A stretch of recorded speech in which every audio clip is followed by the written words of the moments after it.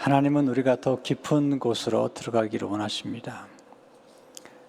오늘 소개하는 마음의 기도는 깊은 내면으로 들어가는 기도입니다. 우리 마음에는 깊은 중심부가 있습니다. 마음을 향한 기도, 그 중심을 향한 기도, 우리 중심 위에 예수님이 계시죠. 그래서 마음 기도란 우리 중심에 계시는 그리스도를 향해 드리는 기도입니다. 마음 기도란 우리 마음에 예수 그리스도의 마음을 품고 드리는 기도이죠. 우리 마음의 중심에는 은혜의 샘이 흐르고 있고요. 또 생명샘, 또 축복의 샘, 지혜의 샘이 흐르고 있습니다. 우리 마음 중심에는 거룩한 빛이 비추고 있습니다. 우리는 이렇게 늘 외모 중심의 삶 또는 그 눈에 보이는 것들에 관심을 갖느라고 이 깊은 중심부에 있는 그 비밀을 모르고 살 때가 많습니다. 우리가 언제 깊은 곳으로 들어갈까요? 우리가 인생에 실패할 때, 또는 절망과 좌절을 경험할 때, 또는 병에 걸리면 그때 비로소 우리는 깊은 세계를 추구하게 됩니다. 베드로가 밤새도록 고기를 잡았지만 한 마리도 잡지 못했어요. 주님께서 베드로에게 깊은 세계로 들어가라고 말씀하시죠. 누가복음 5장 4절을 보면 말씀을 마치시고 시몬에게 이르시되 깊은 데로 가서 그물을 내려 고기를 잡으라. 깊은 데로 갔더니 거기에 많은 고기가 있었던 거예요. 그래서 만선을 이루죠. 여러분 잘 아는 락펠러라는 사람, 그 어머니가 기도하는 분이고 경건한 분이었죠. 락펠러가 광산업에 손을 댔다가 사기를 당해서 완전히 망하게 됩니다. 그때 기도하는 가운데 하나님의 음성을 듣게 되죠. 박정순 원로 목사님 책에 보면 락펠러 얘기를 소개하고 있습니다. 제가 읽어드리겠습니다. 광산업에 손을 댄 락펠러가 사기에 걸려 투자액 모두를 날려버렸습니다. 광부들은 밀린 임금을 요구하며 폭동을 일으켰습니다. 락펠러는 기도했습니다.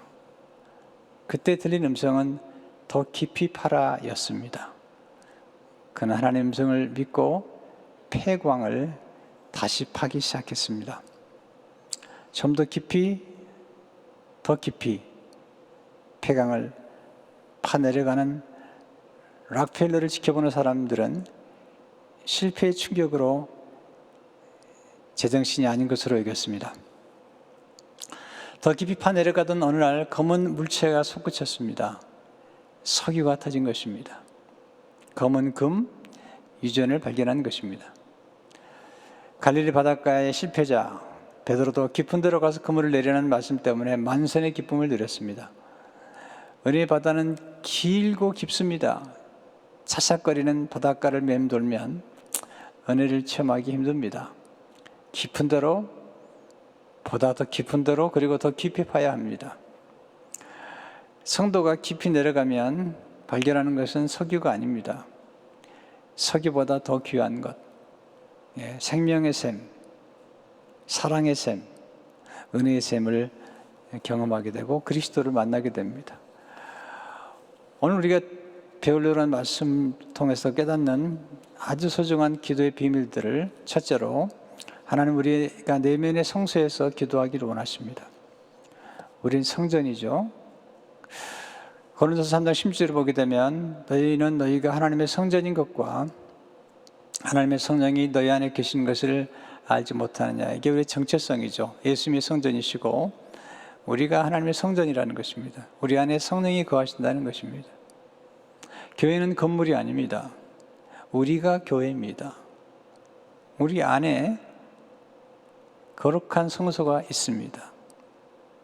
그곳에 성령이 거하시는 것입니다. 이 거룩한 성전 안에 가장 깊은 곳이 지성소인데 이 지성소는 아주 거룩한 곳이죠. NIV 영어성에 보면 The most holy place, 가장 거룩한 곳이다. NASB는 지성소를 The Holy of Holies라고 그랬어요. 네, 얼마나 깊은 이 지성소가 거룩한 곳인지를 말씀하고 있죠. 그래서 성전은 거룩하기 때문에 성전을 더럽히지 말라. 고린도서 3장 17절을 보게 되면 누구든지 하나님의 성전을 더럽히면 하나님이 그 사람을 멸하시리라. 하나님의 성전은 거룩하니 너희도 그러하니라. 자, 우리 몸이 성전이에요. 우리 안에 거룩하신 성령이 거하시고 우리 내면 속에 거룩한 성소가 있죠. 자, 여기서 깨닫는 비밀이 있습니다. 우리가 예수를 믿을 때 우리 하나님의 성전이 됩니다. 우리가 교회입니다. 걸어다니는 교회입니다. 하나님의 성전에는 하나님의 성령이 거하십니다. 성령님 우리 마음의 성소에 거하시죠. 하나님의 성전은 거룩합니다. 자, 우리가 거룩하게 됐죠. 우리가 거룩해서 거룩한 게 아닙니다. 구약의 대지상은 이 거룩한 지성소에 들어갈 때 짐승의 피, 어린 양의 피를 가지고 들어갔죠. 우리는 짐승의 피가 아니라 예수 그리스도의 피로 거룩하게 됐고 그 피가 우리를 거룩하게 만든 것이죠. 그래서 히브리서 10장 19절에 보면 그러므로 형제들아 우리가 예수의 피를 힘입어 성소에 들어갈 담력을 얻었나니 예수의 피가 우리를 거룩하게 하는 것입니다. 우리의 거룩한 행위가 아닙니다. 우리는 거룩하지 않습니다. 아니 거룩할 수도 없습니다. 거룩하려고 노력할수록 우리는 실패합니다. 거룩은 예수 그리스도의 피로 말미암아 예수 그리스도의 거룩이 우리에게 전수됨으로 말미암아 거룩해지고 예수 그리스도의 끝없는 사랑으로 우리가 거룩하게 되는 것입니다. 우리는 예수의 피를 의지해서 우리 내면의 지성소로 들어가서 예배를 드리고 기도하는 것입니다. 두 번째 마음의 기도는 내면의 중심을 지향하는 기도입니다. 마음 기도, 우리 삶 가운데 방향이 중요한데 우리의 기도가 우리 내면의 중심을 향해 드리는 것이죠. 왜냐하면 우리 마음의 중심에 그리스도께서 계시기 때문이죠.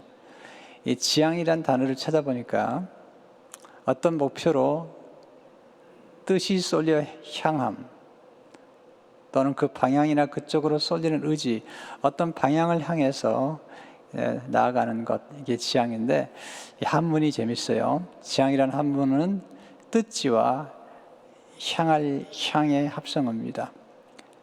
지향은 어떤 뜻을 가지고 어떤 방향을 향하는 것이고요. 우리의 눈길을 두는 것입니다. 우리의 뜻을 두는 것이죠. 우리의 생각을 집중하는 것, 우리의 관심을 집중하는 것, 우리의 초점을 집중하는 것이죠. 그러니까 우리 마음 깊은 내면에 계신 그리스도를 향해서 우리 마음을 집중하는 것입니다. 더 놀라운 것은 뜻이라는 한문, 뜻지라는 한문에 두 가지 합성어인데요. 선비사자와 마음심의 합성어예요. 선비사자라는 한문이 흥미로워요. 이 한문 속에 십자가 보여요.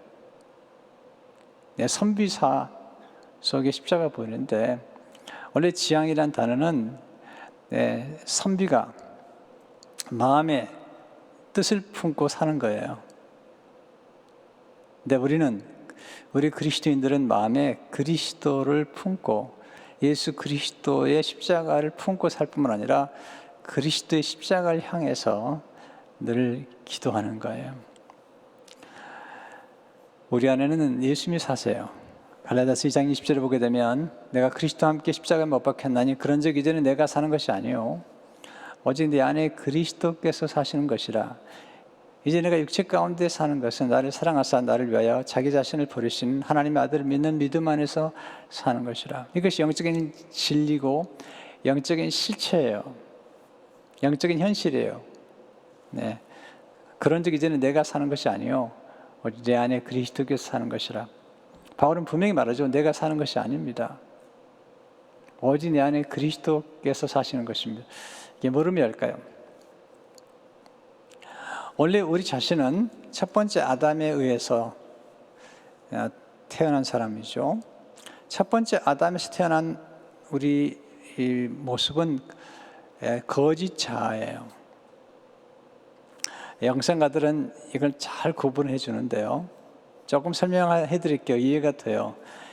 아담의 범죄로 말미암아 우리는 다 원죄를 가지고 태어났고 첫 번째 아담과 더불어 태어난 모든 사람들은 이 거짓 자아 속에 살게 되는데, 이 거짓 자아는 이 세상이 만들어주는 기준을 따라 사는 거예요. 그래서 평판이나 만몬이라고 그러죠. 물질 또는 세상의 어떤 인기, 권력, 거기에 의해서 평가를 받고 또 거기에 매여 사는 거예요. 거짓 자아는 위험해요. 왜냐하면 그 속에 탐욕이 있고 탐심이 있기 때문이에요. 그러니까 첫 번째 아담 속에서 그 만나는 우리 자아는 거짓 자아예요. 그 거짓 자아가 죽어야 돼요. 어떻게 죽죠? 예수를 만나는 순간 그 거짓 자아는 죽고 새로운 자아가 태어나죠. 그래서 고린도후서 5장 17절을 보게 되면, 그런지 누구든지 그리스도 안에 있으면 새로운 피조물이라 이전 것은 지나갔으니 보라 새 것이 되었도다. 굉장히 놀라운 경험이에요. 왜냐하면 대부분의 사람들은 마음속에 이 거짓 자아가 자리를 잡고 왕노릇하는 거예요. 스스로가 모든 걸 해야 돼요. 예수 믿는 사람들은 이 거짓 자아가 죽었어요. 옛 사람인데, 그리고 새로운 자아가 우리에게 태어난 거죠. 이 새로운 자아는 그리스도 예수를 우리 마음의 중심에 모시고 그 예수 그리스도 아래 예수님을 경배하고 예수님과 깊은 친교를 나누며 살아가는 거예요. 옛 자아의 특징은 뭐냐면, 옛 자아는 주로 율법적이에요. 다음 주일날 조금 말씀드리겠는데요. 더 깊이 말씀드리겠지만 조금 설명해 드리면, 바울이 우리에게 말하죠. 첫 번째 남편이 있었는데 그건 율법이라는 거죠. 율법이라는 남편은 그 율법이라는 남편과 결혼하게 되면 늘 이렇게 말해요. 넌 부족해. 그리고 늘 그 신부의 부끄러움을 들춰내고 잘못을 지적하는 거예요. 그래서 율법이라는 이 아내 남편과 결혼하게 되면 율법의 마지막은 죽음이에요. 죽음. 왜냐하면 계속해서 부족하다고 말하면서 린치를 가하는 거죠. 좋지 않은 이야기지만 최근에 신문을 보니까 어떤 남자가 한 여자를 데려다가 베란다에다가 감금시키고 빨가벗겨서 때려서 죽였어요. 그런 남편을 만나면 죽는 거예요. 빨가벗겨가지고.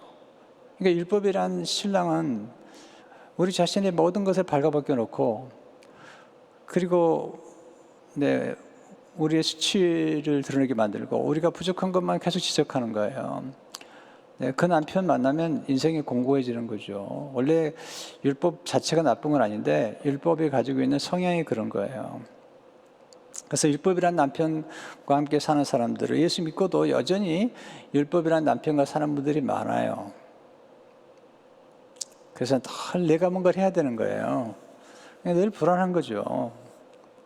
근데 바울은 말합니다. 율법이란 남편이 죽은 후에 새로운 남편을 만났는데 그 남편은 은혜라는 거예요. 곧 예수님이시라는 거예요. 이 은혜라는 남편을 만나게 되면 그 신부가 행복해져요. 왜냐하면 이 은혜라는 남편은 신부의 모든 것을 다 감싸줘요. 부족한 것을 덮어줘요. 수치스러운 것을 다 가려줄 뿐만 아니라 모든 책임을 다 지어주는 거예요. 모든 걸 대신해 주는 거예요. 그리고 뭔가 할 때도 함께 해주는 거예요. 그리고 신부를 점점 거룩하고 아름답게 만들어주는 거예요. 그래서 이 은혜라는 신랑을 만나면 안식하게 돼요.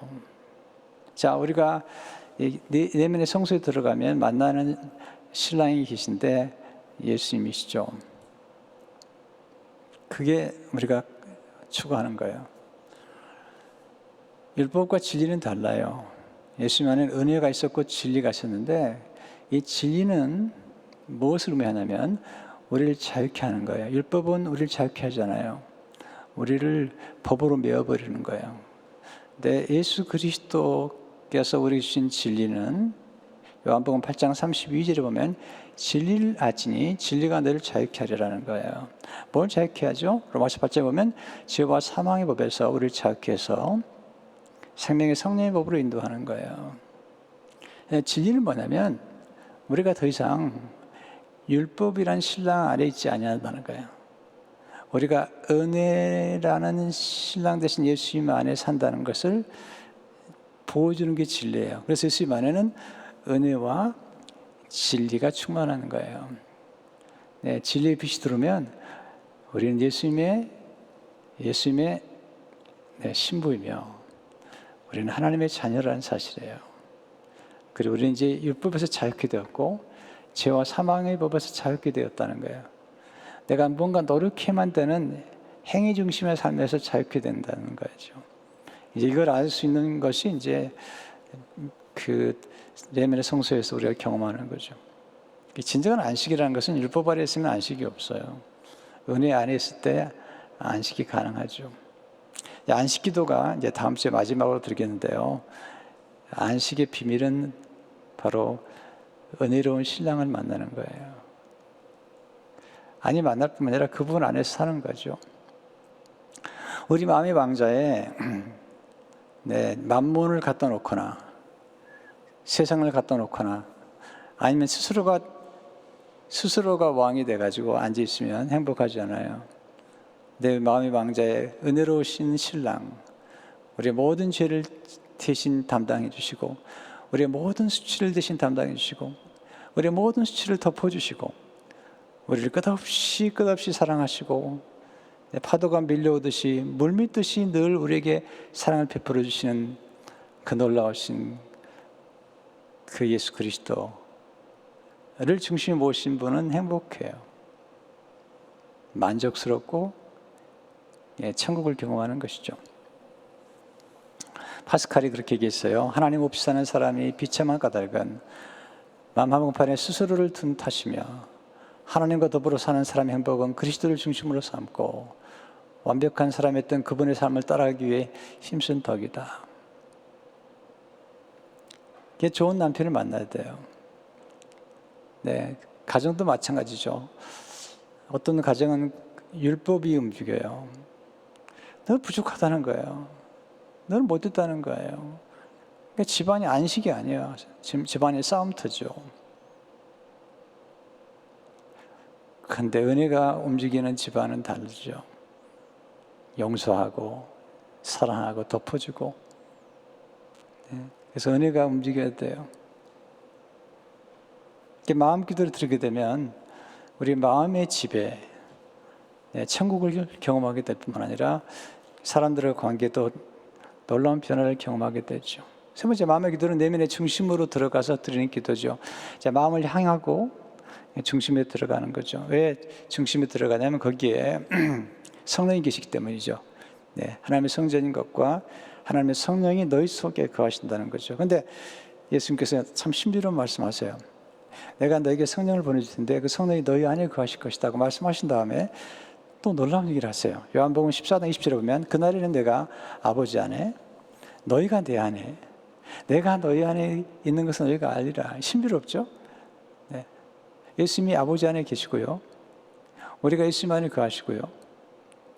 예수님이 우리 안에 거하시는 거죠. 이 말은 뭐냐면 성삼위 하나님이 우리 안에 거하시는 거죠. 제가 오늘 말씀을 드리는 가장 중요한 이유는 뭐냐면 우리 안에 우리의 내면의 성소 안에 거룩한 중심부가 있으면 우리는 그곳으로 들어갈 수 있다는 거죠. 토마스 켈리는 이렇게 말합니다. 우리 내면 깊은 곳에는 영혼의 내적 성소 신성한 중심 그리고 말씀하시는 음성이 존재한다. 늘 그곳으로 들어갈 수 있다는 것입니다. 우리 영혼은 깊은 곳에 있습니다. 잠언 20장 27절을 보게 되면 사람 영혼은 여호와의 등불이라 사람의 깊은 속을 살피느니라. 우리는 깊은 곳으로 들어가야 돼요. 내면의 중심부는 어떤 곳일까요? 깊은 곳이에요.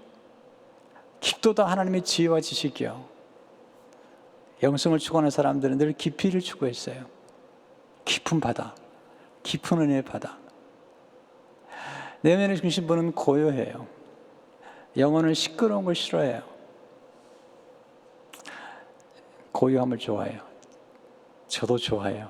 저는 고요함을 너무 좋아해요. 그래서 침묵기도나 또는 이런 마음의 기도를 드리는 것 되게 좋아해요.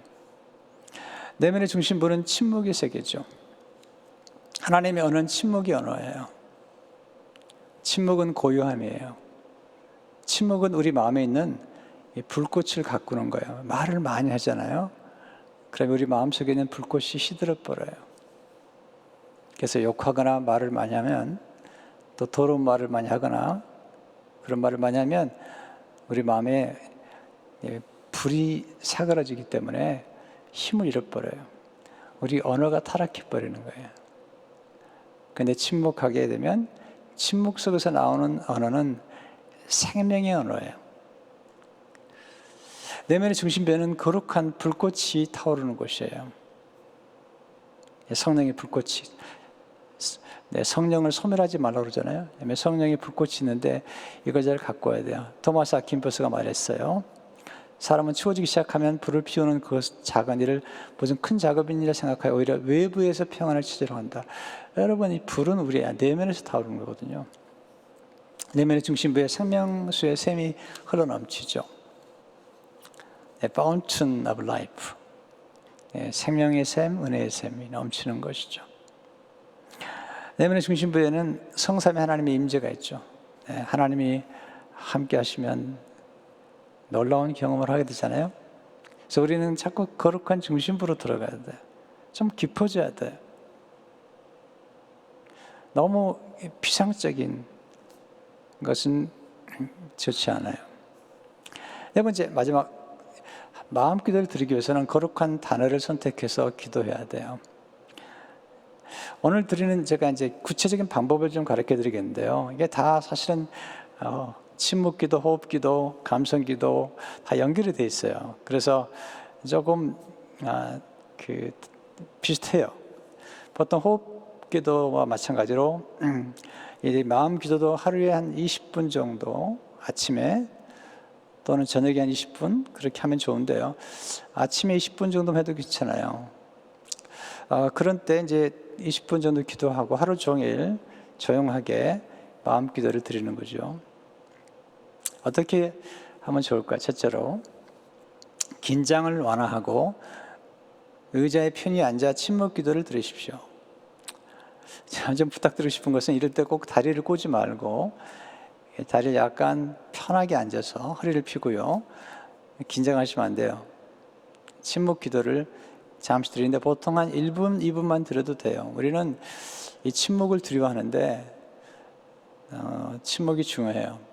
요즘 수요 기도회마다 우리가 통성 기도를 한 다음에 마지막 기도를 제가 인도할 때 침묵 기도를 잠시 해요. 여러분 경험하시겠지만 한 1분, 2분밖에 되지 않아요. 그런데 침묵 기도를 처음 할 때는 조용히 기도하면 1분, 2분이 그렇게 길게 느낄 수가 있어요. 왜냐하면 우리는 그렇게 침묵하지 않기 때문이죠. 침묵 기도를 하게 되면 느끼는 게 뭔지 아세요? 저만 그렇게 느끼는지 모르겠는데요. 아주 고요해요. 아주 평화로워요. 그러니까 마음 기도를 시작할 때 좀 긴장을 풀고요. 그리고 침묵 기도를 드리면 좋아요. 두 번째, 떠오르는 죄가 있다면 회개 기도를 드리세요. 죄를 감추는 게 아니에요. 죄를 숨기는 자는 피망에 이르러요. 숨기면 다치게 돼요. 하나님 은혜가 다치게 돼요. 또한 숨기면 갇히게 돼요. 죄에 갇히게 되고 또 숨기면 노예가 돼요. 마귀의 노예가 돼요. 근데 죄를 드러내잖아요. 그러면 하나님이 그 죄를 깨끗하게 씻어주세요. 죄를 자백하면 예수의 피가 와서 깨끗하게 씻어주시거든요. 우리는 죄 때문에 망하지 않아요. 죄를 숨겨서 망하는 거예요. 죄를 고백하면 하나님의 깨끗한 피로 우리를 깨끗하게 씻어주시는 거예요. 근데 놀라운 사실은 회개할 사람은 회개하지 않고 회개하지 않아도 될 사람들이 회개를 잘하는 거예요. C.S. 루이스가 충격적인 말을 해요. 사실 회개는 선한 사람이 할 수 있는 일입니다. 바로 여기에 함정이 있습니다.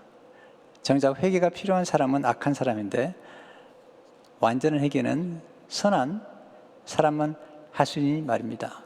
여러분이 악해질수록 회개의 필요성은 점점 더 커지고 회개할 수 있는 능력은 점점 더 적어집니다. 이게 굉장히 중요한 포인트예요. 여러분이 악해질수록 회개의 필요성은 점점 더 커지고 회개할 수 있는 능력은 점점 더 적어집니다. 완전하게 회개할 수 있는 유일한 사람은 완전한 인간, 회개할 필요가 없는 인간뿐입니다. 예수 그리스도 안에서 우리가 사실은 예수님을 닮은 그리스도의 제자가 됐잖아요. 성도도 죄를 짓잖아요. 네, 근데 성도들이 회개를 잘해요. 왜냐하면 회개해야 될 악인들은 회개할 능력이 없어요.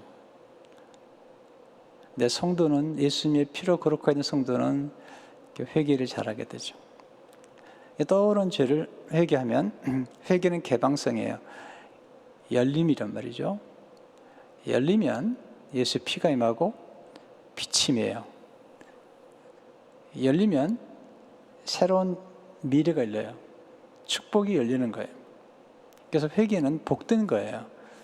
왜냐하면 회개하면 마음을 열기 때문에 개방이 되고 거기에 하나님의 임재가 임하게 되고 그리고 하나님의 은혜가 부어지게 되죠. 숨기면 다침이라니까요. 우리가 마음을 열어야지 관계가 좋아지는 거예요. 언제 친구가 되죠? 우리 마음을 열어서 마음을 털어놓을 때 그때 친구가 되는 거죠. 우정은 거기서 싹 트는 것처럼 하나님과의 우정도 거기서 싹 트는 거죠. 세 번째, 짧은 거룩한 단어를 선택해서 중심부로 들어가십시오. 이제 우리가 기도하러 들어갈 때 들어가는 마음을 지향하는 단어가 필요하다는 거죠. 이런 거룩한 단어를 그러는데 복잡하지 않아요. 짧은 한 단어나 짧은 기도면 돼요. 저는 주로 하나님, 예수님, 성령님 또는 빛 또는 풍성함 때로는 하나님 이름 여호와 이레, 여호와 니시 또 임마누엘 또는 감사 또는 회복 이런 단어들이 필요한데요. 이런 단어들을 가지고 이제 조용하게 읊조리면서 이제 마음의 성소에 들어가는 거예요. 전 요즘은 이제 그 호흡 기도를 자주 드리는데 예수 기도, 주 예수 그리스도 하나님의 아들이시여 나는 죄인입니다. 자비를 베푸소서. 이 짧은 기도를 들 때마다 굉장히 평화를 경험해요. 하루에도 여러 번 드려요. 그냥 일하다 드리기도 하고 산책하다 드리기도 하고 기도할 때 드리기도 하고 주 예수 그리스도 하나님의 아들이시여 나는 죄인입니다. 자비를 베푸소서. 이렇게 함으로써 이제 기도 안으로 들어가는 것입니다. 하나님의 임재를 연습했던 경험했던 로렌스 형제, 브라더 로렌스라고 그러는데요. 이분은 이렇게 기록했더라고요. 하나님의 임재 연습을 처음 시작할 때 사랑에서 우러나오는 짤막한 기도의 말들 잘 보세요. 사랑에서 우러나오는 짤막한 기도의 말들. 예컨대 주님, 저의 모든 것은 주님의 것입니다. 사랑의 하나님, 전심으로 하나님을 사랑합니다. 주님, 주님의 뜻대로 저를 사용하여 주옵소서. 등과 같은 말들을 고백하는 것도 나쁘지 않다. 이게 경험해 본 거죠. 그러나 마음이 헤매거나 세상으로 돌아가는 것만큼 막아야 한다는 것을 잊지 말라. 하나님께만 시선을 못 박아두기 위해서는 자신의 의지가 하나님의 임재 안에 머물 수 있도록 연습해야 된다. 무슨 얘기냐면요, 우리 기도하다 보면 우리 생각이 자꾸 다른 데로 막 움직여요. 다른 데로 움직이는 우리의 생각을 예수님께 향하기 위해서는 집중해야 되는데 이 집중할 때 도움이 되는 짤막한 기도, 짤막한 단어 이게 필요해요. 자, 우리가 살아가면서 다 짤막한 단어를 붙잡고 사는 거예요. 어떤 분은 된다. 네, 할 수 있다. 어떤 분은 미쳤다. 네. 미치겠네. 짧은 단어예요. 네. 글렀네. 안 되겠네. 어떤 분은 할 수 있다. 반드시 된다. 네. 믿으면 승리한다. 이렇게 짧은 단어가 우리를 움직이는 건데 이 거룩한 성소에 들어갈 때 짧은 단어로 기도하는 거죠. 그러면서 들어가면 돼요. 네 번째, 거룩한 단어를 의식하며 마음을 하나님께 향하여 들어가는 것입니다.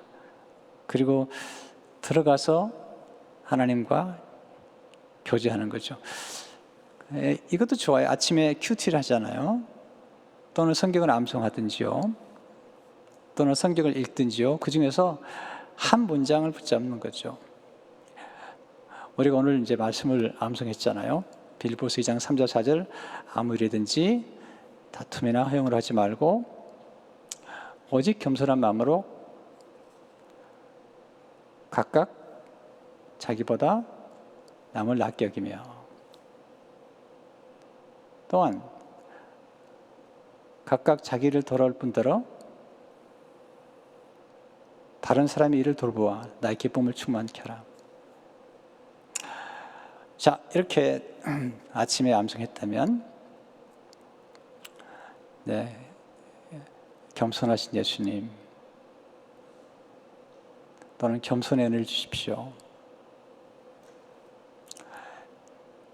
돌보아 주십시오. 돌보게 주십시오. 이렇게 네, 짧은 아침에 묵상한 말씀이나 또는 큐티나 또는 아침에 들은 설교 말씀 가운데 어떤 짧은 단어를 가지고 묵상하면서 이제 마음속에 들어가는 거죠. 내면의 성소에 들어가서 주님과 함께 교제하는 거죠. 이제 이런 시간들이 보통 한 15분, 20분 되겠죠. 네, 그렇게 기도하는 거죠. 그리고 이제 마지막 다섯 번째, 마음 기도를 드린 후에 잠시 침묵 속에 머무도록 하십시오. 그러니까 전체를요 한 20분, 30분 잡으면 될 것 같고요. 시간이 안 되면 7분도 괜찮아요.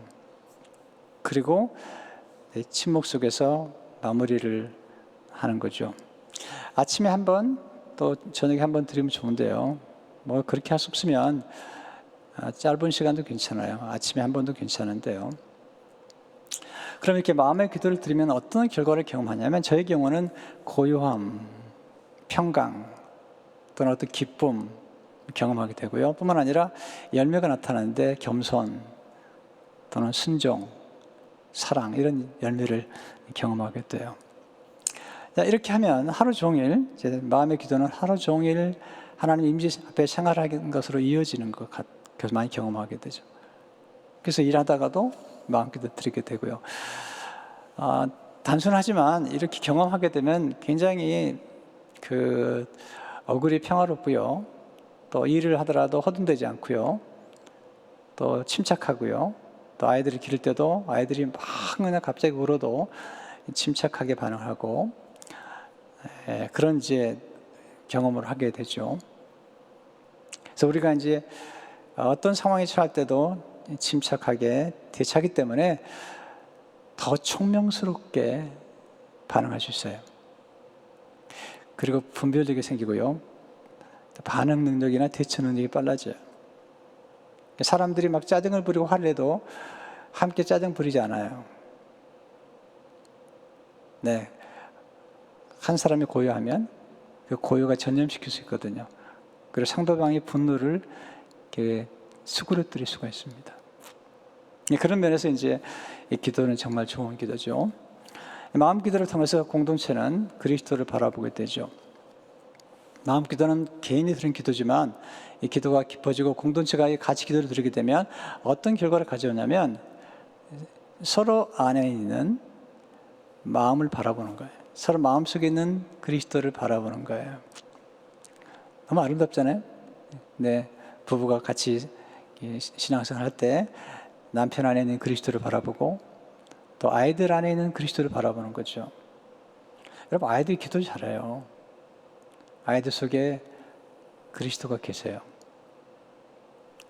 그리고 아이들이 겉으로는 투정을 부리는 것 같지만 또 속이 깊어요. 자, 그러니까 이 공동체가 서로가 서로를 바라보면서 은혜 안에 생활하게 되면 또 은혜라는 은혜의 신부가 되면 은혜라는 신랑의 신부가 되게 되면 은혜로워져요. 교회도 은혜로워져. 어떤 교회는 굉장히 율법적인 교회가 많고요. 또 잘 싸우죠. 근데 은혜의 신랑을 만나면 싸우지 않아요. 왜냐하면 은혜의 신랑이 다 책임을 져주기 때문에. 그리고 덮어주기 때문에. 그래서 가정도 평화롭고 교회도 평화로워요. 우리 교회가 굉장히 은혜스러워요. 네, 왜냐하면 은혜로우신 예수님 때문에 그래요. 옳고 그름을 자꾸 따지는 것은 율법이고 선악과죠. 네, 옳은 것이 나쁜 건 아니에요. 그러나 옳고 그름을 따지는 건 논리죠. 그러나 사랑은 덮어주는 거예요. 복음은 좋은 소식이에요. 옳은 소식이 아니에요. 그래서 옳고 그른 것을 따지는 가정일수록 불행해요. 내가 더 맞다는 거죠. 그럼 경쟁 구도로 들어가는 거예요. 사랑의 구도가 아닙니다. 자, 우리가 예수 그리스도를 만나게 되면 우리는 서로 안에 있는 그리스도를 바라보면서 우리는 사랑 안에 살게 되는 거죠. 토마스 켈리는 말하죠. 거룩한 친교에 그리스도 안에서 사귀는 거룩한 친교의 최종적인 근거들은 하나님 안에 있다. 하나님 안에 잠긴 인생들은 사랑 안에 잠기고 그 부분 안에서 서로를 알며 또한 사랑 안에서 서로를 안다. 네, 이게 헤세드죠. 무궁한 사랑과 은혜, 서로를 알기 때문에 그게 참 놀라운 은혜를 경험하는 거죠. 싸울 일이 없어요. 또 혹시 싸울 일이 있다 하더라도 쉽게 지나갔죠. 왜냐하면 서로 안에 있는 그리스도를 만나기 때문에 그래요. 그래서 마음의 기도를 들게 되면 집안이 화평스럽죠. 공동체가 화평스럽죠. 그래서 잠언 4장 23절을 말씀하고 있죠. 무릇 지킬 만한 것 중에 더욱 내 마음을 지키라. 생명의 근원이 예수라면이라. 왜냐하면 우리 마음속에 모든 게 있기 때문이죠. 예수를 만나기 전까지는 우리 마음속에 더러운 것과 거짓된 것들이 많았는데 예수님이 들어오시면서 그걸 다 추방시켰어요.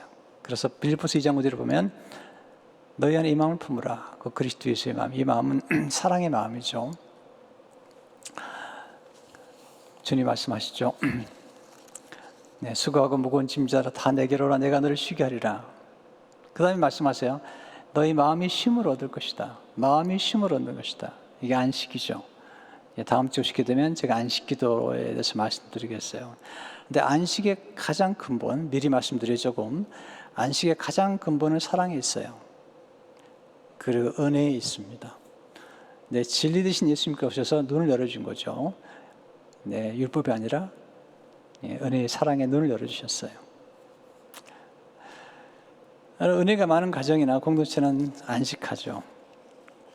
근데 율법이 움직이는 데는요, 언제나 긴장을 해요. 뭘 실수하면 안 되는데, 완벽주의에 살아가는데, 완벽주의는 율법이에요. 근데 은혜는 완벽주의가 아니에요. 은혜는 예수님이 늘 덮어주는 거예요. 그리고 예수님이 우리로 하여금 우리는 부족한데 우리의 손을 잡고 마치 어린아이들이 걸었을 때 삐뚤빼뚤한데 네, 할머니나 엄마가 손을 같이 잡고 글을 쓰는 거예요, 같이. 근데 글이 잘 써져요. 그리고 말하죠. 아들과 딸에게 또는 손주에게 내가 쓴 거야. 내가 쓴 거야. 네, 그러면서 점점점 글을 잘 쓰게 되는 거예요. 우리 삶도 마찬가지죠. 그래서 마음 기도를 드려서 이렇게 은혜를 경험하게 되면 우리 삶 자체가 풍성해질 뿐만 아니라 가정이나 또 교회 공동체가 행복해집니다. 그래서 이 마음 기도를 통해서 우리의 삶이 더 풍성한 은혜를 경험하길 바라고요. 은혜가 함께 하시길 축원합니다. 하나님 아버지 감사합니다. 예수님의 마음이 우리의 마음 안에 들어왔습니다. 또 우리는 율법이라는 신랑이 아니라 은혜의 신랑 예수님을 만났습니다. 늘 사랑으로 우리를 덮으시고 또 보호해 주시고 함께 해주시는 예수님의 사랑 안에 승리하도록 축복해 주옵소서. 예수님 이름으로 기도합니다. 아멘.